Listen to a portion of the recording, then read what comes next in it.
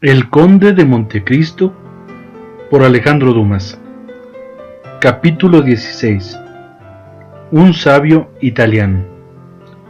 Recibió Dantes en sus brazos al nuevo amigo por tan largo tiempo y con tanta impaciencia, llevándole a la ventana a fin de que la escasa luz que penetraba en el calabozo le iluminase bien. Era un hombre de mediana estatura, cabellos encanecidos más por las penalidades que por la edad, de penetrante mirada, por espesas cejas, barba negra y que bajaba hasta el pecho, la flacura de su cara surcada por hondas arrugas, sus facciones características notablemente señaladas, revelaban un hombre habituado más a ejercer sus facultades intelectuales que su fuerza física. La frente del recién llegado estaba cubierta de sudor. En cuanto a sus vestidos, era imposible distinguir su primitiva forma, puesto que estaban hechos jirones. Aparentaba tener unos 65 años, por lo menos, aunque dejaba entrever vigor en los movimientos, que tenía menos de los que parecía indicar, por motivo de su largo cautiverio. Recibió placentero las amistosas protestas del joven, expresadas con cierto entusiasmo. Su alma helada pareció por un instante que entraba en calor y se fundía al contacto de aquella alma ardiente. Dióle las gracias por su cordialidad con cierta vehemencia, aunque su pesar fue mucho al hallarse con un segundo calabozo allí donde creía encontrar la libertad. Veamos ante todo, si hay medio de ocultar a los ojos de nuestros carceleros los rastros de mi paso, toda nuestra dicha futura dependerá de su ignorancia de lo que ha pasado. Inclinóse hacia la abertura, tomó la piedra, que levantó fácilmente a pesar de su peso, y la colocó en el agujero. Esta piedra ha sido arrancada con demasiado descuido, dijo sacudiendo la cabeza. ¿No tenéis herramientas? ¿Y vos? Interrogó Dantes con admiración. Las tenéis por suerte. Me he hecho algunas, excepto una lima tengo. Todo lo que puede hacerse falta en estos casos: escoplo, pinzas y palanca. Oh, tengo curiosidad de ver los productos de vuestra paciencia y de vuestra industria. Tomad, aquí tenéis un escoplo. ¿Y dónde os habéis procurado eso? Lo he hecho con una escuadra de las de mi cama. Con este instrumento es con lo que me he abierto el camino por el que he llegado hasta aquí. 50 pies a poca diferencia. 50 pies. Hablad más bajo, joven, hablad más bajo. Saben que estoy solo, no importa. ¿Decías que habías taladrado 50 pies para llegar hasta aquí? Sí, tal es poco más o menos la distancia que media de mi calabozo al vuestro. Tan solo que yo calculé mal mi curva, carente de instrumentos geométricos para rectificar bien mi escala de proporción, en vez de los 40 pies de elipse que había calculado. He hallado 50. Creía, como os he dicho ya otra vez, llegar a la pared exterior del muro, abrirme paso a través de ella y lanzarme al mar. He flanqueado el corredor al que sale vuestra celda. En vez de cruzarle por debajo, todo mi trabajo es inútil, porque ese corredor da a un patio en el que se encuentra la guardia. ¿Verdad es? Pero ese corredor no flanquea más que uno de los costados de este calabozo que tiene 4. Sí, no hay duda, pero aquí tenéis uno cuya pared lo forma la roca viva. Sería necesario que 10 mineros, provistos de todos los instrumentos necesarios, estuviesen trabajando 10 años consecutivos para poder taladrarla. Este otro está a espaldas de los cimientos de la habitación del gobernador. Iríamos a parar a sus sótanos, que de seguro estarán cerrados con llave, y seríamos aprehendidos en ellos. El otro lado da... Esperad, ¿a dónde da ese otro lado? Este lado era el que cruzaba la lumbrera que daba luz a la habitación. Esta lumbrera, que se iba angostando de manera que apenas daba paso a la luz y a través de la cual apenas pudiera pasar un niño, estaba además asegurada con 3 filas de barrotes de hierro que alejaban todo temor, caso de suponerse una evasión del carcelero más receloso. Con todo, el recién venido, al formular esta pregunta, colocó la mesa debajo de la ventana. «Subid a esta mesa». Este obedeció, púsose sobre la mesa y, adivinando la intención de su compañero, apoyó la espalda contra la pared y le dio las manos. Su compañero subió entonces con más agilidad de la que prometía y con la elasticidad del gato o de la ardilla, primero sobre la mesa, luego de la mesa sobre las manos de Dantes, de sus manos a sus hombros. En esta situación, encorvados los dos, porque la bóveda del calabozo impedía el que se enderezaran, deslizó su cabeza entre la primera fila de barras de hierro y pudo recorrerla de arriba abajo. Un momento después la retiró con presteza. «Oh, ya me parecía muy dudoso», dijo, deslizándose a lo largo de Dantes y cayendo sobre la mesa, de la que brincó a tierra. «¿Qué es lo que os parecía dudoso?», interrogó el joven saltando detrás de él. El viejo meditó un rato. «Sí, esto es el cuarto lado de vuestro calabozo, da a una galería exterior, especie de camino cubierto por el que pasan las patrullas y vigilan los centinelas. ¿Estás seguro de eso?». «Tan seguro como que he visto el morrión del soldado y la punta de su fusil, retirándome tan rápido por temor de que me viese». «¿Con qué?». «Con que ya veis que es imposible huir por vuestro calabozo. En este caso, cúmplasela la voluntad de Dios». Y las facciones del anciano tomaron un viso de profunda resignación. Dantes observaba a aquel hombre que con tanta facilidad y filosofía renunciaba a una esperanza alimentada desde hacía tanto tiempo con extrema admiración. «¿Y ahora queréis decirme quién sois?». «Oh, Dios mío, no hay ningún inconveniente, si es que esto puede interesaros ahora que ya de nada puede serviros. Pero seréis bueno para consolarme y alentarme, puesto que vos me parecéis fuerte entre los fuertes». El abate sonrió melancólicamente y dijo: «Soy el abate Faría, preso desde 1811, como ya sabéis, en el castillo de If, pero hacía 3 años que me tenían encerrado en la fortaleza de Fenestrels. En 1811 me condujeron al Piamonte, a Francia. Entonces supe que la fortuna que en aquel entonces le sonreía había dado un hijo a Napoleón, y que a este hijo ya desde la cuna se le llamaba rey de Roma. Muy lejos estaba yo de figurarme entonces lo que me habéis dicho hace poco, es decir, que a los 4 años aquel gigante sería derribado. ¿Quién reina en Francia? ¿No es Nápoles? No, es Luis XVIII. ¿Luis XVIII, el hermano de Luis XVI? Los decretos del cielo son extraños y misteriosos. ¿Cuál ha sido la intención de la providencia abatiendo al hombre que había elevado y elevado al que habían abatido? Dantes seguía con la vista a aquel hombre que olvidaba por un instante su propia suerte para ocuparse en la de los destinos del mundo.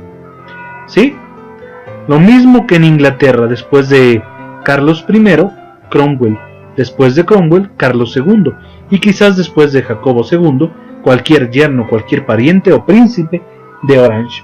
Un estatuder que se hará rey, y entonces nuevas concesiones al pueblo, entonces una constitución, y después la libertad. Ya lo veréis. Os encontráis en una edad en que podréis presenciarlo, ya lo veréis. Sí, pero para eso he de salir de aquí. Ah, es verdad. Estamos presos. Hay momentos en que llego a olvidarlo y en que me parece que atravieso con la vista las paredes que me cercan creyéndome en libertad. Pero, ¿por qué os tienen encerrado?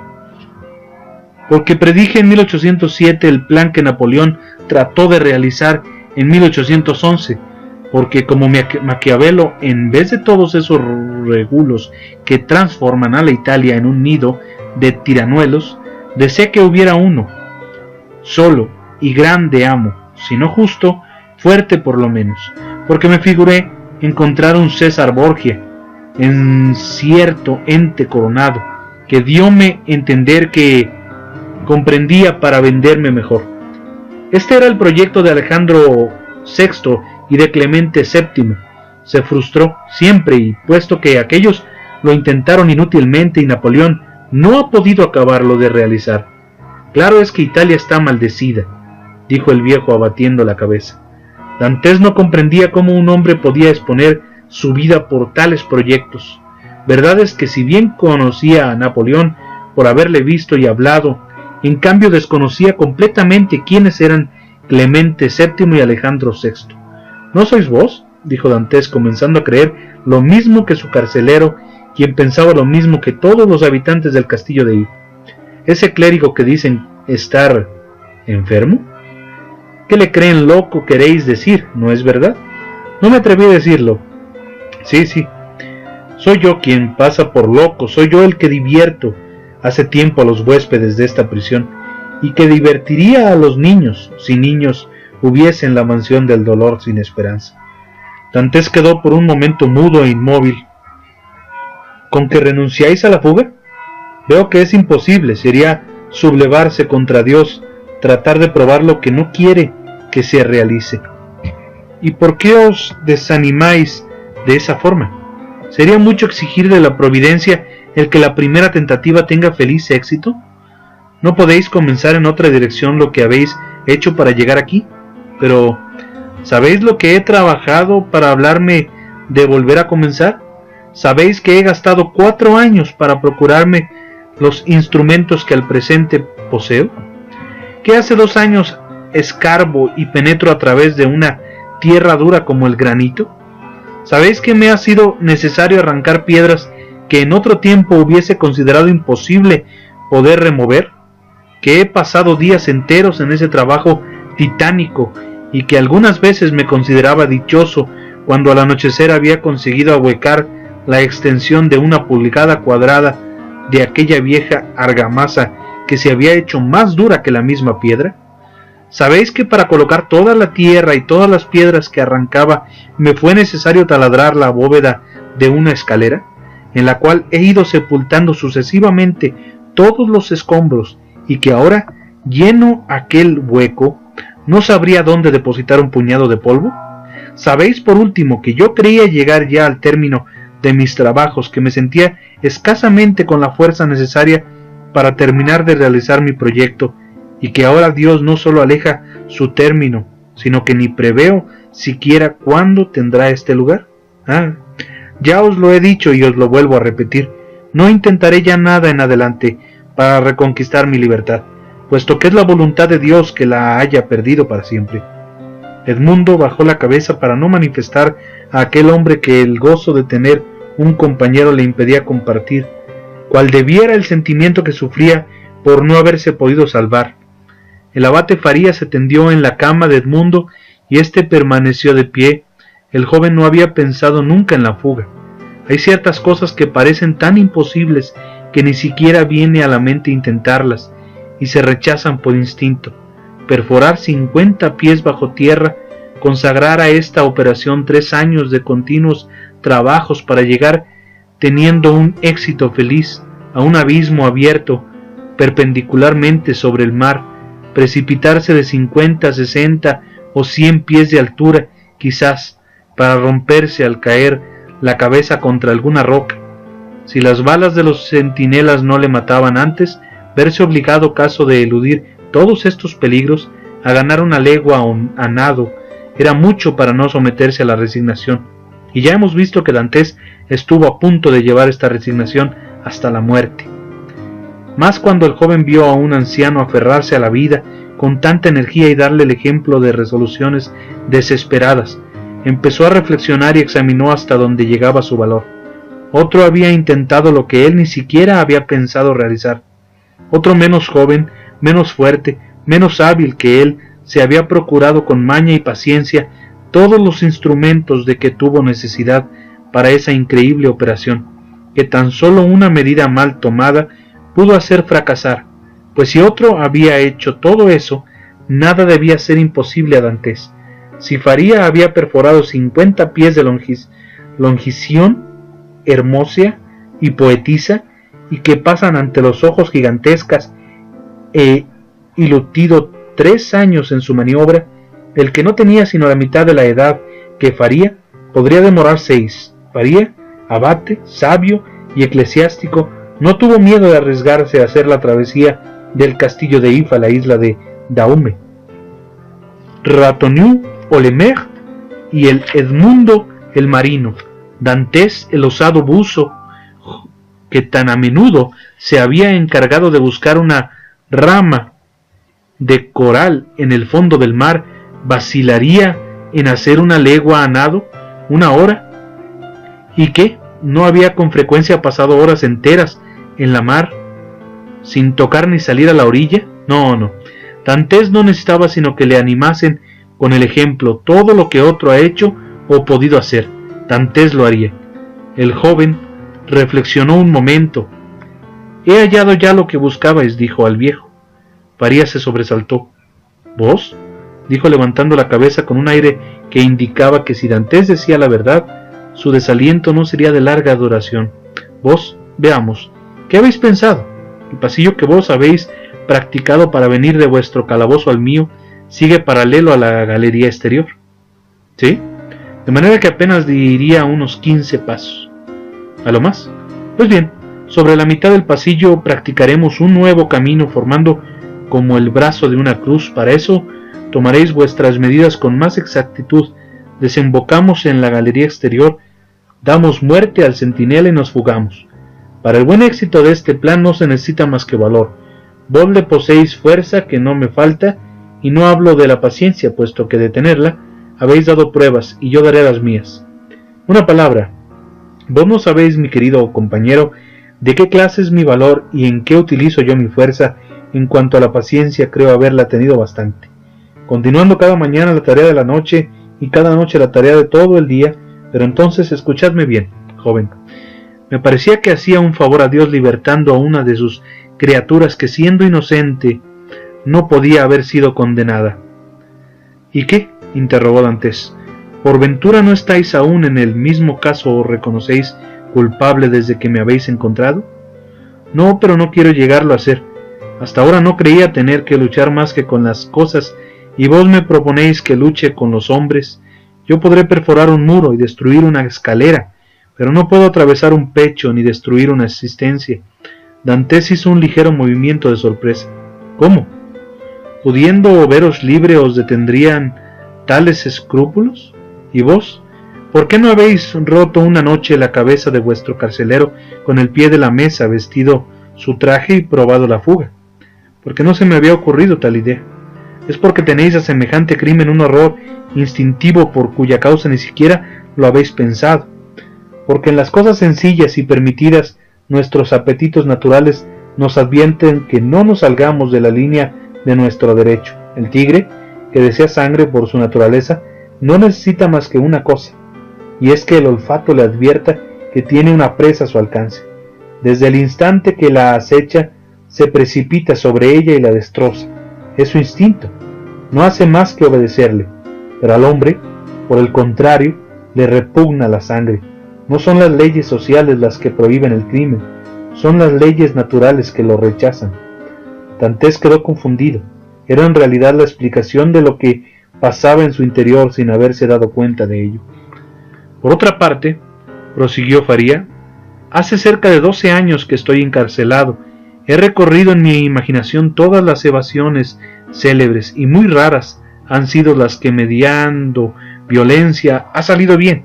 Las evasiones felices, las fugas coronadas de un feliz éxito, son las que han sido meditadas con cuidado y preparadas con lentitud. Así fue como el duque Beaufort se escapó del castillo de Vincennes, el abate Dubuquois de Fort-l'Évêque y Latour de la Bastilla. Hay otras que presenta la casualidad, y esas son las mejores. Aguardemos una oportunidad, creedme, y si se presenta, aprovechémosla. Vos habéis podido aguardar, dijo Dantes suspirando.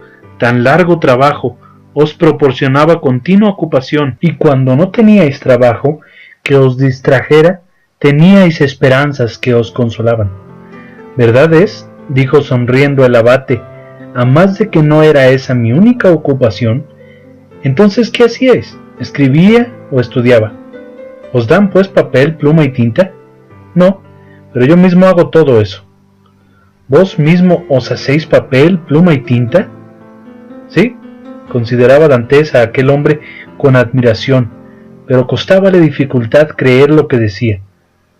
Notólo Faría y le dijo: «Cuando vayáis a mi calabozo os enseñaré una obra completa, resultado de las meditaciones, observaciones y reflexiones de toda mi vida, que hiciera a la sombra del Coliseo en Roma, al pie de la columna de San Marcos en Venecia, sobre los bordes del Ardo en Florencia, y que estoy seguro me dejarán un día, los carceleros, el tiempo suficiente para concluirla, cómodamente dentro de los muros del castillo de Ir.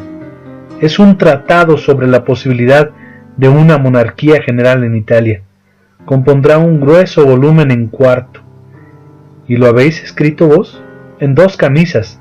He descubierto una preparación que da al lienzo la igualdad y tersura de un pergamino. ¿Así que sois químico? Un poco. He conocido a Lavoisier y he tenido relaciones con Cabanis. Pero para una obra tal os habrán sido necesarios algunos datos históricos. ¿Teníais libros? En Roma tenía una biblioteca de cerca de 5.000 volúmenes.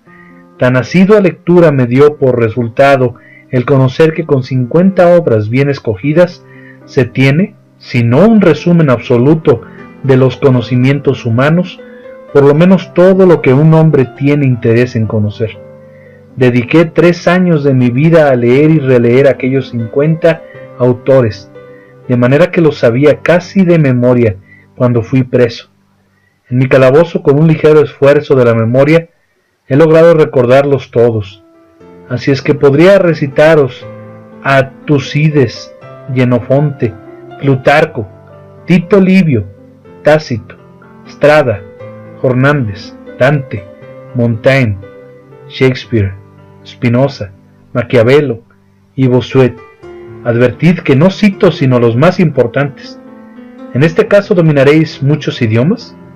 Hablo 5 lenguas vivas: el alemán, el francés, el italiano, el inglés y el español. Con ayuda del griego antiguo comprendo el moderno, solo que lo hablo mal, pero ahora lo estoy estudiando. ¿Lo estudias? Sí, me he formado un vocabulario con las palabras que ya sé. Las he arreglado, combinado y dado 1000 giros, de manera que bastante me da para expresar mi pensamiento. Sé cerca de 1000 voces, en rigor es todo lo que preciso, aunque en los diccionarios creo se cuentan 100.000. Con ellas no seré elocuente, es verdad, pero me haré entender a las 1000 maravillas, y esto me es suficiente. Admirado más y más, Edmundo comenzaba a hallar sobrenaturales las facultades de aquel hombre singular. Quiso ver si le sorprendía en alguna contradicción sobre cualquier punto y continuó: lo que no me explico es cómo sin dados plumas habéis podido escribir tratado tan voluminoso. Me las he hecho excelentes y que serían preferidas a las ordinarias, a ser conocidas entre los hombres, con los cartílagos de las cabezas de esas grandes merluzas que nos sirven en los días de vigilia. Así es que veo con gozo amanecer los miércoles, viernes y sábados, porque en ellos tengo esperanza de aumentar mi provisión de plumas, pues mis trabajos históricos son, os lo confieso, mi más grata ocupación. Al remontarme al pasado, olvido el presente y camino libre e independiente por la historia, sin que recuerde siquiera que me encuentro preso. —¿Pero y la tinta? —dijo Dantes. —¿Con qué hacéis la tinta? —Existió en otros tiempos una chimenea en mi calabozo —dijo Faría—, la que fue tapiada indudablemente muy poco antes de mi llegada, pero habían hecho en ella fuego durante mucho tiempo y por lo tanto todo su interior está tapizado de hollín. Disuélvolo en una porción de vino que me dan todos los domingos y con ello me proporciona una tinta muy buena. Para las notas particulares y que deseo llamen la atención, me punzó los dedos y escribo con mi sangre. ¿Cuándo podré ver todo eso? ¿Cuando gustéis? Oh, al momento. Vamos, pues. Y el abate entró en el pasillo subterráneo en que desapareció, siguiéndolo después Dantes.